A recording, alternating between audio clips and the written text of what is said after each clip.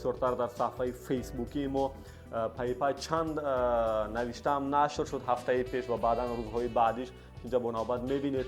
این اروی حرمت احترام اروی نیست که هر یک موضوع شما بگین در فیسبوک پرتوین.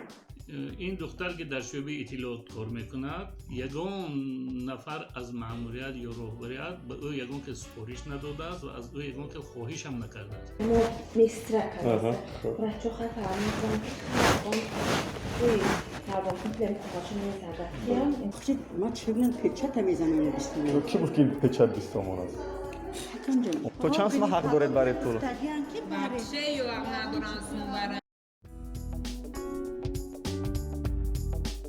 درود بیننده عزیز صفحه فیسبوک، تیک تاک، اینستاگرام و یوتیوب دلیر ممالی.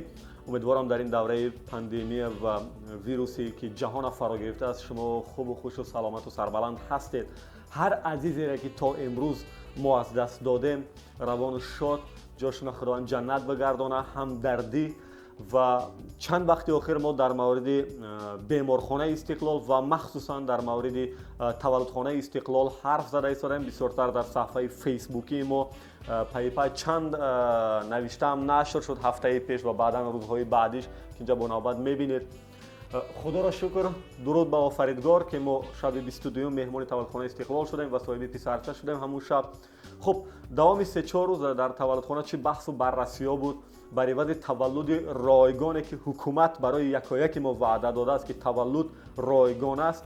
بعضا نفرها، بعضا طبیبا، بعضا همشیره‌های شبخط، بعضا فراش‌ها، بعضا غذابرها از من شخصا پول طلب می‌کردند. حالا به مقدار چقدر بحثش علاهیده، چون اکثریتش من ثبت صداییش دارم و در این مورد زیاد هم گفتن که شاید نشر کنیم شاید نه. خب خلاصه آخر من تلاش میکردم که با دیرکتور در جمع مجموعه تندرستی استقلال، راهبر تندرستی استقلال صحبت کنم. امروز شنبه 31 اکتبر روزی قبول من ساعت از 9 گذشت پشت دری خورشید رستمزاده شدم و واقعا شاکی شدم. به چه خاطر؟ برای که پشت در حدود 30-40 نفر در نوبت ایستادن برای قبول و اکثرا قسم زیادشون برای کار. اگر که در هر هفته همینقدر شماره از این شماره شاید 70-80 خودش برای کار قبول شدن باشن در استقلال برای من عجیب است. چرا همگی میخوان که در تولدخانه عموما در بیمارخانه استقلال به کار وارد شن؟ بسیار هم عجیب. خب ما در آمدیم، خورشید رستمزاده ما را قبول کرد.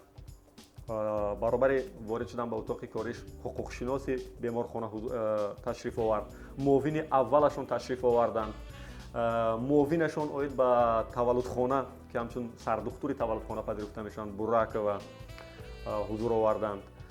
خب مدیر شعبه عمومی حضور آوردند. نماینده از دفتر مطبوعاتی تولدخانه عموما مجموعه تندرستی استقلال تشریف آوردند. خب ما همه کسا شیشتیم. تمام مسئله و موضوعهایی که بررسی شد من پیشنهاد کردم، گفتمشون، اکثرش پذیرفتن، هم جناب خورشید رستمزاده هم دیگر معاوناش. خلاصه همین شد که از تمام این صحبت که ما فقط گفتیم که بیاین محترم خورشید رستمزاده همین صحبت‌ها رو ما ویدیو کنیم به مردم نشان دهیم، همین صحبت‌هایی که کرده ایستادیم، گفتن معذرت با اجازه این صحبت یا معاون کنن یا مدیر شعبه کنن. فقط یک عکس گرفتیم که این عکس براتون می‌کنم برای اون که دلیل شود، ولی همین عکس دم نخواستن خورشید رستمزاده بیاین در عکس خودشون، گفتن که خب از دیگرا بگیرید. نمیدونم برای چی هیچ نمیخوان که رسانه‌ای شود عکساشو ویدیوشون، نمیدونم، خب حق خودشون. ما یک صحبت کوتاه انجام دادیم با مدیر شعبه عمومی مجموعه تندرستی استقلال مقیم جان فتولایف. بیاید یک لحظه صحبت بشنویم و در میان صحبت من بعضا صدا و عکس‌ها و ویدیوها را شاید برای شما بمانم وابسته به جواب‌هایی که ایشان دارن. گوش میکنیم. اولین سوال من همین است که آیا اون نظر و اندیشه‌هایی که من در فیسبوک چند روز اخیر در مورد پوره‌گیری یک گروه طبیبا و همشیره‌های طب در تولدخانه استقلال می‌نویسم، شما آگاه هستید از این حرفا؟ از اون چیزی که شما نویسید من آگاه هستم و ما که از این پیش هم صحبت شدیم با شما به خاطر دارم آیدی چی ما هم صحبت شده بودم. خود شما چی نظر دارین؟ آیا واقعا هم گرفتن پورا در این تولدخانه هست یا نه؟ پورا میگیرن یا نه؟ من آیدی گرفتن پورا هیچ چیز تصدیق کردن نمیتونم. با کدام خاطر؟ من ندیدم، شما به من نشون ندادید، نام آدما رو نگفتید. از همین لحاظ من فکر میکنم، ولی بعدی اومدن شما بعد نوشتن در فیسبوک در تولدخانه سنجش‌ها نظارت خیلی زیاد شد. سحر اول سر دکتر رستمزاده گردش میکنم، بعد 3 ساعت معاون اولشان بهرام جورخانش گردش میکنم. در این مدت تمام کارمندای ساحه اطلاعات با همه شخصان عیادت کننده و خیش تبار بیماران زمانی حامله تولد کرده حامله دار هم صحبت میشوند. در این مدت به ما یگان چیز یگان اخبار دسترس نشد که این و یا اون طبیب یا همشیره یگان چیز گفته باشد.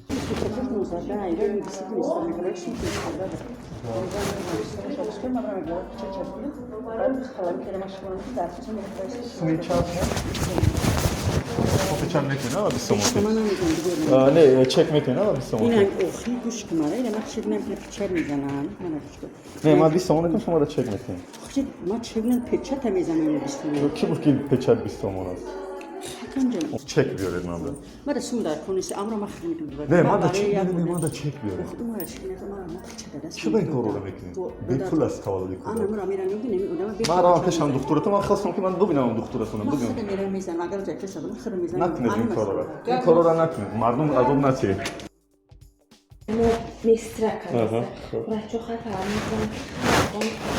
Uy, pardon, komplem kaçını yazarken interneti çıkıyoruz. نمیکنید. Ben dışarı sen takoyacak seyirciden aga koyu da değil. نمیکنید. هیچ کدام نمیکنید. یک شیرینی ایدار که من وقتی که من بچه‌م دست دادم من یک شیرینی شما رو میارم برای خودم. خب شما خوب قید کردید که اون چیزی که شخصا خود شما همچون از دل پاکتون برآورده دادید به طور شیرینی همینطور حادثه ها هست. درجه من به شما تاکید میکنم که وقتی مادری رو من در شعبه قبول من کردم گفتم خاله جان من تهدید کردم که کاریتون نباشد. خالی ممکن فتوش میخواستم پرسم که شما گفتید که من نام و نسب صدا و هیچ چیز اطلاع ندادم برای شما، ولی از روی تحلیل هایی که خود شما برده ایستادید الکی همون اشخاصی که با من صحبت کردن و پیشنهادی پورا کردن از من که پول گیرن شما همه اونا را یافتید تا جایی که خبر دارم از بعضش بیانات هایم گرفتید، ولی تقدیر اونا چی میشد؟ نه اینکه بیانات ما خواستیم با اونها رو از وظیفهشون آزاد کنیم. چند نفر بودن؟ 4 نفری که شما به ما پیشنهاد کردید. اگر چنده که اونها انکار کردن، اگر چنده که اونها گویا با شما بون نخوردن و ها کذا، ولی ما گپ شما رو باور کردیم، بیاناتای اونها رو گرفتیم، برای راهبر پیشنهاد کردیم و تا اندازه خواستیم از وظیفهشون آزاد کنیم. اما شما که خودتون خواهش کردید که نه بهترش که تنبیه دید و باز بمانید با کار کنم، از زمین لحاظ راهبریت بعضی اونها رو به طور جایگزین کنی، یعنی که از یک جا به جای دیگر برسونید. راهبریتون بگم که هیچ کسی از اینجا از کار جواب نشد، فقط برای همش تنبیه شود، درس شود، نمونه عبرت شود. نکنین این کارو. بسیارش بینید زورا التماس میکنن، даже همایی هم وای نمیکنن. ما چقدر عقلی کردیم. این راه پانسما کی گفته گست مونده؟ چند کس نشون داده است؟ همش. مرا گوش کنید خیر. چی گوش کنید؟ شما خودتون احتیاط کنید. با بچه‌تون سلام بگید. من حتما راهبریتون رو کوشش میکنم میگم که هیچ کسی از کار پیش نشود، فقط تنبیه دید که مردم در درس شود. بیاین پراور کنه آیس پس میذارم. میشه؟ شما رو برای کار من میدونم کجا بیام. شما در رحمت. خب سوالی بعدیم همین است که خود شما و راهبریت هم در صحبت این صبح تاکید کردن که اگر یعنی بیماردارا خودشون چیزی پیشنهاد کنن به حیث شیرین پولی یا خود شیرینی طبیب میگیرد یا همشیره میگیرد یا غذابر میگیرد، یعنی در این حالت هم کروپسیا نیست، فساد نیست؟ من از نگاه شخصا من اگر که این فساد میشد دلیل امام علی خودش شیرین رو به این کارمندای ما پیشنهاد نمیکرد. این معنای اون رو داره که این چخیلی که در عرفیت میگویند همون منتداری یا خوشنودی یا خوشبختی همون انسان ها پدر و مادر والدین همون نبیره که نو تولد شده است که آنها با همین دادن یگان شیرینی یا یک تحفه این رو نسبت طبیب یعنی بها دادن برای خدمت طبیب است. سلام علیکم. در زیر نوشته های ما اکثرا نظر نوشتن که گویا معاش کم сабаб мешавад ки табиб ба порагирӣ даст мезанад. Шумо чӣ назар доред? Воқеан маоши кам аст ё чизи дигар? ман як чизро барои шумо ва барои бинандагони шумо мегӯям ки солҳои 97 аниқтараш то нимаи охири соли 97 ягон нафар маош намегирифтанд. ягон ман ки дар маркази саломатии чори ҳозира ё ин ки дар монгоҳи 13 пештара кор мекардам ба ҳисси роҳбар, мо 7-8 моҳ ягон маош нагирифта будем.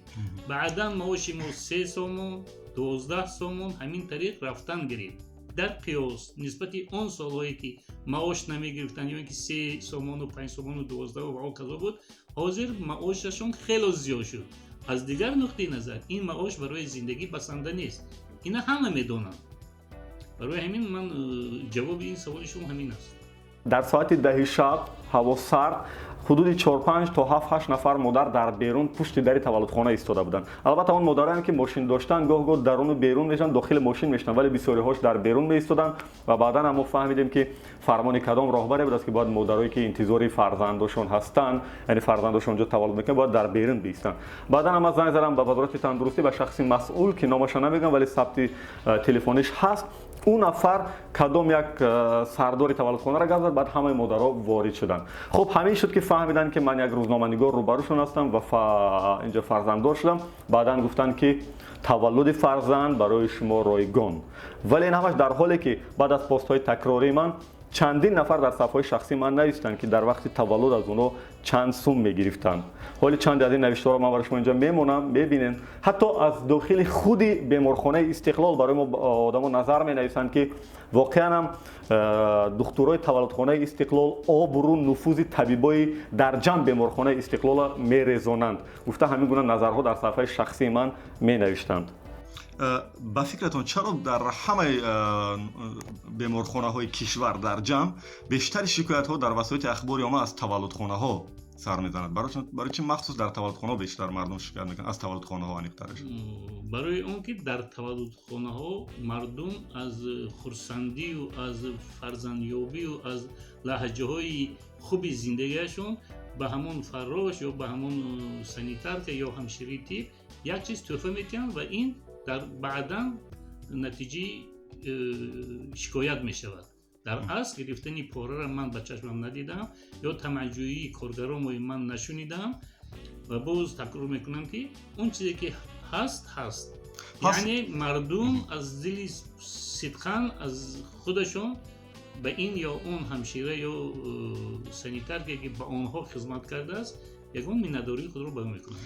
пас воқеан шумо мегӯед ки ман надидам ва шоядам набошад. гурӯҳе аз ҳамкорои шумо аз таваллудхона ба идораи корӣ мо омаданд ва як ҳамширам ҳатто нимашаб ба хонаи ман ва ба маркази шаҳр омад барои вохӯрӣ бо ман. ба фикратон онҳо чаро омада хоҳиш карданд ки аксу видеову дигар намонем он навиштаҳоамонам бигирем? ман мегӯям омадан тона. не ман мегӯям ки барои узрпурсӣ омадан, агар хато карда бошам бахшишпурсӣ омадан. ман ҳатман хабар мекунам. خب من میگم که اومده بودم. سلام. السلام. بخشش شما اومدگه. شب و امشب کار خوب نکردیم. چون ناراحت کردیم. چه شما؟ از نو چه؟ کودک خام بودیم در این شب. خوب نشید.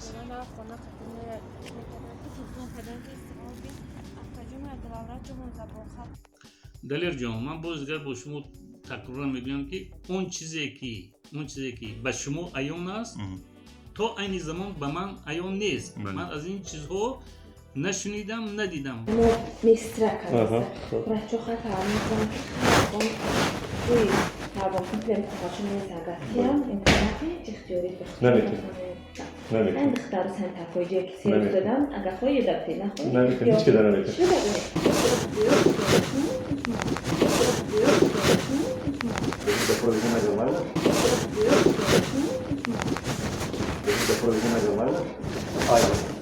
نه چک میکنه من بیستم این خیلی گوش کناره اینه من چک نمیکنم پیچر میزنم نه من بیستم اون شما را چک میکنم من چک نمیکنم پیچر میزنم بیستم کی بود که پیچر بیستم اون است ششم اتاق حق داره چون پول بریده تو چند سما حق دارید برای پول بخشه یا حق ندارن سونورن چخلی گپ زنیه این سیم نفر شد که میگم ما حق داریم که ششم اتاق پول بریم اونجا حق نداریم خشت خوش میره و پس شده من در ضمن براتون بگم که این صحبتایی که ما داشتیم این صحبت‌ها همش ضبط دیکتافونی شد. خب برای که من پگاه با روبرتتون صحبتام کنم. ولی از سخنان شما از اون چیزی که شما پیشنهاد کردیم ما نسبت از اونها بیانات گرفتیم یا اینکه آنها رو از یک وظیفه به وظیفه دیگر گذاردیم. مسئله دیگری که از دفتر مطبوعاتیتون یک زنگ تلفنی شد با نام برقیه خودش معرفی کرد و حتی مرا به نصیحت و به مشورت گذاشت. اینش چه خیلی فهمیم، یعنی اون خواهش و درخواست رهبریت بود که به من زنگ زنه که خودش انتخاب کرده زنگ زده است. این دختر که در شعبه اطلاعات کار میکند یگان نفر از مأموریت یا رهبریت به او یگان که سفارش نداده است و از او یگان که خواهش هم نکرده است. چه که خودتون میگوید آزادی است، فکر و عقیده خودش خودسرانه گرفته است، با کدام یک تلفنی زنگ زده است خودش معرفی کرده. تلفن کارخانه شما نیست، تولدخانه شما، بیمارخانه شما نیست این تلفن؟ از اینش من بیخبر هستم چون که عین حال فقط باز از سخنان شما من این رو شنیدم. لیکن من خودم یعنی اون چیزی که شما گفتید من به شما باور کردم، ولی من انیق میدونم که اون کس باید این کس پایش نداره. وظیفه ژورنالیست ما هم کسب شما داریم، ما هم در تلویزیون کار میکنیم، ما هم میریم در دیگه تولدخانه تولد میکنیم، از فرزندان پدرمون پول میسپاریم، از فرزندان پدرمون پول میسپاریم. نام فامیلتون چی بود آپا جان؟ نام فامیل ما در چیکار داره؟ نه بار دیگه بگین من کی که صحبت دارم که من در موضوع اختصاصی ما سوال دارید. اگر شما مثلا اکوشر باشین، گینکولوگ باشه من که چون نمیتونم بحث کرده. ولی شما که وقتی که یک موضوع روزنامه‌نگاری رو بررسی میکنید من میخوام فهمم. ما هم در همون کسب شما کار میکنیم. بله. ما هم در ساحه تلویزیونیم. بله. این اروی حرمت احترام بله. نیست که هر یک موضوع را شما بگین در فیسبوک پرتوین. این اروی عدالت نیست. شما من به درس عدالت و شما من درس عدالتی شما که اویلای شما در همینجا تولد کردگی بر زمین شما من به درس عدالت یاد نتید. مایل شپا جان شما وظیفتون کنید و اگر واقعا شما ژورنالیست باشید نام فامیلتون بگید. اولین پوزیشن ژورنالیستی این جسارت است. نترسید نامتون بگید. نترسید نامتون بگید. اگر شما جسارت دارید ژورنالیستی نامتون بگید. نام فامیلتون. با نام فامیل ما کوردور نشه. خب سلامت باشید. من آدم فیکتی گپ نمیدم. من میخوام آدم واقعی کتی گپ بزنم. سلامت باشید. الو سلام علیکم. سلام علیکم. بخشش خطا نکن نمره اکا داله. دا گوش میکنم. اکا داله چیکارش منه؟ سلامت باشن خدا را شکر. سلامت باشن چیکار کنه؟ زنده باشن سلامت باشن. کی کت گپ میزنه؟ من برخی از ماموریت مجموعه تندرستی. گوش میکنم آقا جان. ما چیکار کنیم که پورا در تمام تولدخانه ها و در تمام بیمارخانه ها از بین برده شود؟ چه خیلی که رهبریت ما همین کار کرده ایستاده است، در همه جا آویزه ها هست. با چنین معنی هنگام طمع‌جویی با تلفن های فلان و حتی تلفن خودی دیرکتر علاهیده نوشته شده است، یعنی مراجعت کنید. یک گردشی رهبریت، گردشی مأموریت در دلخواه شعبه های کارخانه ما مجموعه تندرستی استقلال هست و این رو ما زیادتر کردیم. سیوم با بلندگویی که در مجموعه هست همیشه اویدی معاشرت، اویدی طمع‌جویی، اویدی از طرف شعبه اطلاعات برآمدها میشوند برای پیشگیری همین کار. و در آخر اگر خودی همین مردمی که به طبیب یا به همشیره یا به سانیتار یا به شوگر پیشنهاد نکنند، این از همه راه خوب و بهترش همین است. وقتی که آویزه ها هست، وقتی که اعلام ها هست، وقتی که ما طلب میکنیم شما می نویسید ولی باز مردم همین کار شما دوام داده است. سلامت باشین برای کار. صحبت شنیدین؟ یک جواب های برای خودتون شاید گرفتید. اگر هر جوابی که نگرفتمون اینجا من این تابلو رو براتون میمونم، میتونید به این رقم ها زنگ زنید که با نمایندگی از وزارت تندرستی است. دلخواه مسئله پرسش نافهمی میان شما و دیگر بیمارا، دیگر طبیبا در دلخواه بیمارخانه کشور شود نگاه نکرده به استقلال فقط میتونه به این رقم های باوری وزارت تندرستی زنگ زنید. شخصای مسئول هستند جواب میدهند. و من بار دیگر جهانی سپاس میگم برای همه نفرایی که دوام چند روز پیگیر موضوعهای ما در فیسبوک بودن، خواه نظرهای نوشتن که جانبداری از من بود یا خواه نظرهای جانبداری از طبیبها. این حق شهروندی هر کس. من واقعا افسوسم که یک جامعه دموکراتی داریم و بحث و بررسی میشود در این موضوع، نظرهای مختلف، به تحقیر، به حقارت، به دشنام، به تهدید. بازم جوان سپاس میگم با تیمی مجموعه تندرستی استقلال که چند وقتی که ما وا خوردیم با ما بودن. نهایتا خورشید رستمزاده هم ما را پذیرفتن.